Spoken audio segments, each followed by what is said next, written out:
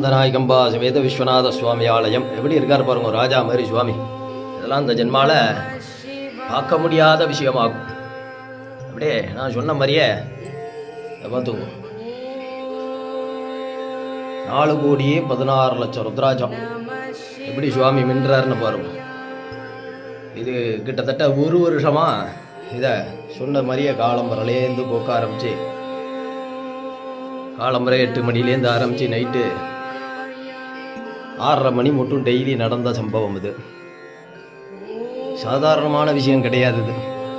இது சாத்தினதுக்கு அப்புறம் தான் இவருடைய அஞ்ஞாபம் நம்மளுடைய தெரிய ஆரம்பிச்சதா. இதை ஏன்னா வர முடியாதவளைக்காண்டி இதை தரிசனத்துக்காண்டி இந்த வீடியோ எடுத்துருக்கேன்.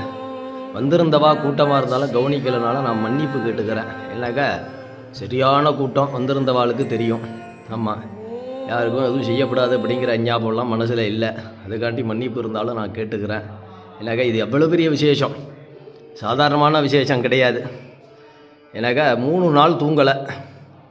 ஆமாம், அதை இப்போவே பேசவே முடியலன்னு வச்சுக்கோங்களேன். அப்போ அந்த அளவுக்கு நம்ம போராடி இருக்கேன் அதில். ஆமாம், அதனால் காலம்பரை என்னால் வேலை செய்யுமே அப்படிங்கிற அஞ்ஞாபம் இருந்த அளவுக்கு இருந்தது. ஆனால் அதை நான் யார்கிட்டையும் காட்டிக்கவும் இல்லை, ஒன்றும் பண்ணலை. ரொம்ப திருப்தியாக இருந்தது. இதெல்லாம் சாதாரணமான விஷயம் கிடையாது. அதெல்லாம் இந்த சுவாமியினுடைய அனுகிரகம் எப்படி இருக்கார் பாருங்கள். ருத்ராஜ விஸ்வநாதர் குட்டிலிங்கம், அதுக்கப்புறம் இந்த ஆத்மார்த்தமான குட்டிலிங்கம், அதெல்லாம் சாதாரணமான முயற்சி இல்லை. அதனால் இதை நான் வர முடியாதவாளுக்கும் வந்தவாளுக்கும் இதை ஞாபகமாக காட்டிக்கிறேன். ஆமாம், இதை தரிசனம் பண்ணிக்க வேண்டியது. ஆமாம், மனப்பூர்வமான நன்றி. நமஸ்காரம்.